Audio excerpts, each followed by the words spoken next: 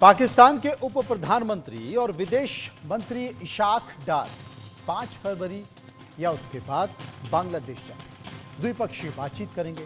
Cairo में D8 शिखर सम्मेलन में शहबाज शरीफ से यूनिस की मुलाकात हो चुकी। अब इशाक डार 5 फरवरी या फिर उसके बाद पाकिस्तान जाने वाले। यूनिस पहले ही इस्लामाबाद आने का निमंत्रण स्वीकार कर चुके हैं। शेख हसीना सरकार के समय पाकिस्तान के रिश्ते तनावपूर्ण रहे हैं। हिना रब्बानी खार जब 2012 में पाकिस्तान गई तो उसके बाद कोई पाकिस्तानी विदेश मंत्री बांग्लादेश नहीं गया, यानी कि शेख हसीना के सामने कोई दाल नहीं गल पाई, क्योंकि पाकिस्तान के साथ बांग्लादेश के पुराने जख्म हैं। यूनिस वो जख्म नहीं समझते। सवाल यह है कि इशाक डार अगर बांग्लादेश जा रहे हैं तो भारत के लिए क्या संदेश लेकर जा रहे हैं। 2012 के बाद किसी पाकिस्तानी मंत्री का अचानक बांग्लादेश का दौरा क्यों बन रहा है। सवाल है कि क्या बांग्लादेश में बदले माहौल का फायदा उठाना चाहते हैं शहबाज। क्या भारत के खिलाफ कोई साजिश रची जाएगी, क्योंकि पाकिस्तान पहले से भारत का विरोधी रहा है, आतंक को पनपाता रहा है और बांग्लादेश के हाल के तेवर भी भारत के खिलाफ है। ऐसे में बांग्लादेश पाकिस्तान की यारी भारत के लिए क्या कहती है। बदले माहौल में शहबाज शरीफ और इशाक डार के बांग्लादेश को लेकर सुर बदल रहे हैं। अब बांग्लादेश उन्हें खोया हुआ भाई दिखाई देता है। भाई की पीठ में 1971 और उसके पहले का पाकिस्तान का खंजर यूनिस को दिखाई नहीं देता है। इशाक डार भारत से भी बातचीत चाहते हैं। व्यापार डूबा हुआ है, उसे उबारने की चिंता है, लेकिन भारतीय विदेश मंत्रालय के प्रवक्ता रणधीर जायसवाल ने शुक्रवार को इशाक डार के इस बयान पर जवाब देते हुए कहा कि पाकिस्तान के मामले में टी का मतलब टैंगो यानी कि डायलॉग नहीं बल्कि टेररिज्म होता है। रणधीर जायसवाल ने पाकिस्तान को अमेरिका के पूर्व विदेश मंत्री हिलेरी क्लिंटन का बयान भी याद दिला दिया। जायसवाल ने कहा कि क्लिंटन ने पाकिस्तान को लेकर कहा था कि आप बैकयार्ड में ये सोचकर सांप नहीं पाल सकते कि ये सिर्फ आपको पड़ोसियों को ही काटेगा। कभी न कभी वो सांप उसी पर हमला करेंगे जिसके बैकयार्ड में वो पले हैं। आपको बता दें कि उस हिलेरी क्लिंटन के साथ हिना रब्बानी खार भी मौजूद थी। तमाम सारी तस्वीरें हैं, लेकिन इन सब के बीच हमने लोगों की राय भी जानी है। लोगों ने इस पर अपनी राय दी है, लेकिन एक रिपोर्ट हमने तैयार की है। एक बार इस रिपोर्ट को देखिए, उसके बाद जनता की राय और लोगों से चर्चा।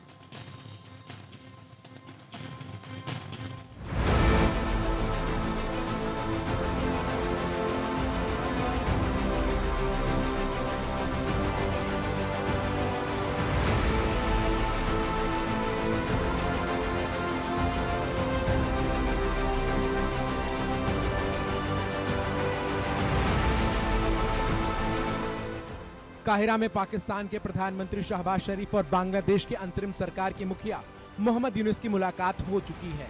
अब इशाक डार फरवरी में बांग्लादेश जाने वाले हैं। सवाल है कि इस यात्रा का मकसद क्या है।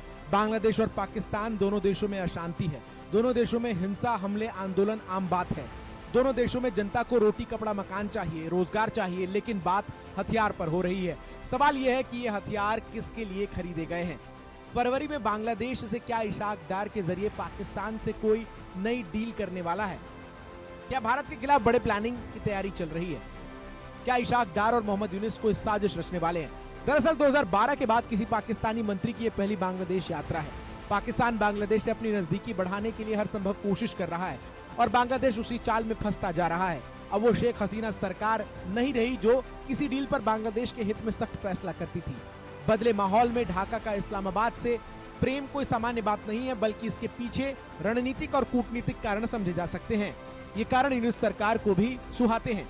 हिना रब्बानी खार जब 2012 में ढाका की यात्रा पर गई थी तो शेख हसीना सरकार के सामने उसकी दाल नहीं गली थी, लेकिन अब 5 फरवरी को या उसके बाद जब इशाक डार ढाका की यात्रा के लिए रवाना होंगे तो उन्हें बिल्कुल बदला माहौल मिलेगा, जहां चुनी हुई सरकार नहीं है और अल्पसंख्यकों खासकर हिंदुओं के खिलाफ जमकर हिंसा की जा रही है। इशाक डार की यात्रा पर भारत की भी नजर है और दुनिया की भी। पाकिस्तान जिसने 2 दशक से ज्यादा बांग्लादेश पर कब्जा किया, बांग्लादेशियों का जमकर शोषण और कत्लेआम किया, उसी पाकिस्तान से बांग्लादेश का प्रेम कब तक टिकेगा ये कहना मुश्किल है, क्योंकि पाकिस्तान पर भरोसा करना मुश्किल है इसका सबसे ज्यादा अंदाजा किसी को है तो वो बांग्लादेश की जनता को। 71 में पाकिस्तान ने किया कत्लेआम, कैसे भूलेगी बांग्लादेश की आवाम। Bureau report, India news. कुछ सवाल हैं जिन सवालों को लेकर हम लोगों के बीच गए, उनसे राय जानिए। उनमें पहला सवाल, पाकिस्तान के विदेश मंत्री इशाक डार फरवरी में बांग्लादेश की यात्रा करेंगे, क्या इस दोस्ती से भारत को सतर्क रहने की जरूरत है? 68% लोगों ने कहा हाँ, 32% लोगों ने कहा नहीं। सवाल एक और, काहिरा में शहबाज और यूनिस की मुलाकात के बाद फरवरी में इशाक डार यूनिस की मीटिंग का मकसद क्या है? 32% लोगों ने कहा भारत के खिलाफ ये प्लानिंग हो रही है। 27% लोगों ने कहा हथियारों की डील है। 30% लोगों ने कहा व्यापारिक रिश्ते को बढ़ाना है और 11% इस पर कुछ भी कहना नहीं चाहते। चर्चा कर लेते हैं मेजर जनरल रिटायर्ड जेके बंसल साहब, जो कि डिफेंस एक्सपर्ट हैं, कर्नल रिटायर्ड दिनेश नैन, विदेशी मामलों के जानकार मेरे साथ मौजूद हैं। सबसे पहले मैं बंसल साहब के पास जाऊंगा। बंसल साहब, 2012 और 2012 के बाद 2024, आखिर क्या हो रहा है? पहले काहिरा में बैठक और पाकिस्तान के विदेश मंत्री या बांग्लादेश में, ये कौन से स्वर मिल रहे हैं? Good evening Manoj ji. Good evening. देखिए, ये जो है एक साजिश है, और ये जो मेरे को ये बात समझ में नहीं आ रही, वो कहते हैं कि जी बड़े भाई जो इशाक डार हैं, उन्होंने बोला है कि Bangladesh is our lost brother. Lost brother का मतलब क्या होता है? कोई मोले में बिछड़ा हो, आपदा में बिछड़ा हो, उसके बाद जो है वो मिल जाए तो उसको बोलते हैं लोस्ट ब्रदर। ये बड़े शर्म की बात है कि लोस्ट ब्रदर कह रहे हैं। ये पहले भी, जब तक 71 से पहले तो उसको तोतेले भाई की तरह से करते थे पूरी पाकिस्तान को। और जब बांग्लादेश के ऊपर, जैसे आपकी रिपोर्ट ने भी बताया है, अभी आपकी रिपोर्ट में बड़े क्लियरली बताया और आपने बड़े अच्छे ढंग से एक्सप्लेन किया है, 1971 में 30 लाख लोगों का कत्ल किया, 3 लाख औरतों के साथ बलात्कार किया, और जो एक बड़ा भाई है वो छोटे भाई का गला दबा रहा के उसको मारना चाहता था, जबकि पड़ोसी ने आके उसको बचा लिया। पड़ोसी था भारत जो उससे बचा लिया, नहीं तो वो मार देता उसको। अब वो कह रहा है कि वो हमारा दोस्त है। तो ये कोई लोस्ट ब्रदर नहीं है। और जो है ये कट्टरवादी हैं, जो कट्टरवादी वहाँ पे जो इस्लामिक ग्रुप हैं, जिहादी हैं, और जो जमात इस्लाम, बीएनपी, और जो जेल से छूटे हुए टेररिस्ट, वो सब मिल करके एक वहाँ पर जो इस्लामिस्ट अपना सरिया कानून लगाना चाहते हैं। वहाँ पे हिंदुओं के ऊपर में वायलेंस हो रहा है। तो इन सब लोगों को देखते हुए ये जो क्या है कि अभी अपने जो ये एक बायलेटरल जो मीटिंग होगी, इनकी अभी तक इनफॉर्मल होती रही है, उसको फॉर्मलाइजेशन कर रहे हैं। और फॉर्मलाइजेशन करने के बाद में बांग्लादेश को एक चीज और ध्यान में रखनी चाहिए, अगर वो अपने आपको उनका बड़ा ब्रदर मान रहे हैं और वो जो दोबारा यूनिफिकेशन होना, तो बांग्लादेश का तो अस्तित्व ही खत्म है। पहले भी जो पूर्वी पाकिस्तान के ऊपर में पश्चिमी पाकिस्तान का राज होता था, कब्जा होता था, वहां से रिमोट से वो सरकार चलाते थे, तो इसके जो यूनिस की तो कोई हैसियत नहीं रह जाती। इसलिए बुला रहे हैं वहाँ पे, भाई अगर आप एक होना चाहते हैं, दो भाई मिल रहे हैं, तो बड़ा भाई की हुकूमत रहती है, छोटा भाई की हुकूमत तो ऐसे भी नहीं रहेगी। तो ये इसको समझ आना चाहिए बांग्लादेश को कि कभी भी बांग्लादेश का कभी कोई ख्याल नहीं किया पाकिस्तान ने। बंगाली लोगों का कभी भला नहीं चाहा। बंगाली उनके साथ उनको हेट करते हैं, और बंगालियों के ऊपर में हमेशा ही बांग्लादेश के अंदर में अत्याचार हुए हैं।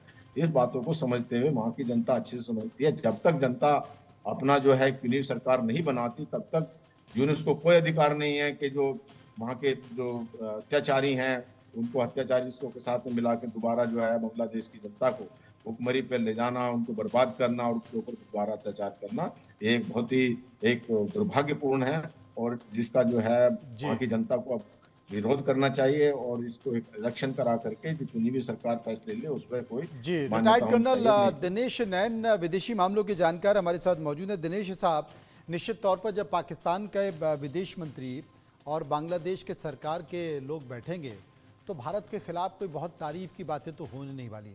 कुल मिलाकर जिस तरीके से पाकिस्तान और बांग्लादेश दोनों की जो कट्टरपंथी जमात है वो साथ आ रहे हैं, कट्टरपंथी सरकार साथ आ रहे हैं, निश्चित तौर पर भारत की परेशानियां आगे आने वाले समय में और बढ़ा सकती है मुलाकात।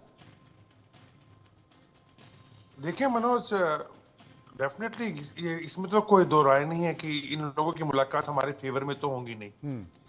अभी मैं आपका जो पहला सवाल था उस पर थोड़ा सा अगर आप इजाजत दे तो जाना चाहूंगा कि कायरो के अंदर एक मीटिंग हुई D8 की, जिसके अंदर ये डेवलपिंग नेशंस मुस्लिम्स वाले अपने आप को बोलते हैं, मिस्र है, ईरान है, तुर्की है, इंडोनेशिया है, बांग्लादेश है, पाकिस्तान है, और वहां पे सब के सब बेसिकली डेवलपमेंट की तो बात छोड़िए, डेवलपिंग नेशंस में कि कैसे डेवलपमेंट हो, इन लोगों ने सारे अपने अपने जो राजनीतिक जो हित है वो साधने में लगे हुए थे। जहां एक और ईरान और टर्की के एर्डोगन जो है वो मिस्र को यानी इजिप्ट को अपने फेवर में लेने की कोशिश कर रहे थे, वहीं अगर आप इजाजत दी तो मैं एक मुहावरा बोलूंगा कि अल्लाह ने मिलाई जोड़ी, एक अंधा एक कोढ़ी। एक ऐसा कोढ़ी जिसका देश जो है वो बिल्कुल गुर्बत में है, गरीबी में है, रोटी के लाले पड़े हुए हैं, और जहाँ की जो इस्टेब्लिशमेंट है यानी आर्मी और उनके एडमिनिस्ट्रेटर्स वो अपने ही देश की जनता को खा रहे हैं। नाम है पाकिस्तान। और एक ऐसा अंधा मोहम्मद यूनुस बांग्लादेश को रिप्रेजेंट करता हुआ जो ये सब कुछ देखते हुए भी उसके अपने आप को उसमें जो है अब उसके नजदीक लेके आ रहा है। लेकिन ये सवाल कि ये नजदीक क्यों लेके आ रहे हैं, उसका एक ही जवाब है, कट्टरपंथ। देखिए, आज की तारीख में अगर बांग्लादेश के अंदर कुछ चीज हावी है तो वो कट्टरपंथ है। हुआ ये है कि एक छात्रों का जो एक आंदोलन था बेसिकली रिजर्वेशन के खिलाफ, उसको जमाते इस्लामी और इस्लामी मूवमेंट के जो छात्र संघ है, छात्र शिविर के नाम से इन लोगों ने बड़ी चतुराई के साथ शेख हसीना के खिलाफ डाइवर्ट कर दिया, सड़कों पे निकल आए और शेख हसीना का तख्ता पलट कर दिया। और तब से लेकर के ये लोग अभी वहां पे इतना शोर मचा रहे हैं, इतने वोकल हो रखे हैं कि जो बाकी जनता, हम ये सोचने में लग गए कि पूरा का पूरा बांग्लादेश जमाते इस्लामी है। नो, पूरा का पूरा बांग्लादेश बीएनपी है। नो, वहाँ आवामी लीग भी है, वहां पे बाकी अलग बहुत संगठन भी हैं और काफी मेजोरिटी में है। प्रॉब्लम ये है कि डरे हुए बैठे हैं, डर का माहौल बनाया हुआ है। और जो इस माहौल के अंदर पाकिस्तान क्या चाह रहा है कि जो 71 के अंदर भारत ने इसको 2 भागों में बांटा, तो पाकिस्तान इसको एक अपॉर्चुनिटी देख रहा है कि क्या ऐसा पॉसिबल है, नाम चाहे बांग्लादेश रहे, इन कट्टरपंथियों को, जमाते इस्लामियों को, जिनको इन्होंने बहुत पैसा दिया अपनी एम्बेसी के माध्यम से शेख हसीना को हटाने के लिए, इस पूरे आंदोलन में आग भड़काने के लिए और इस पूरे माहौल को तैयार करने के लिए, तो क्या ये पॉसिबल है कि हम भारत के दोनों तरफ वापस से एक ईस्ट पाकिस्तान जैसा माहौल खड़ा करते? ये है असली कहानी। ये असली अब कहानी। इसके अंदर जी जी, कुछ सवाल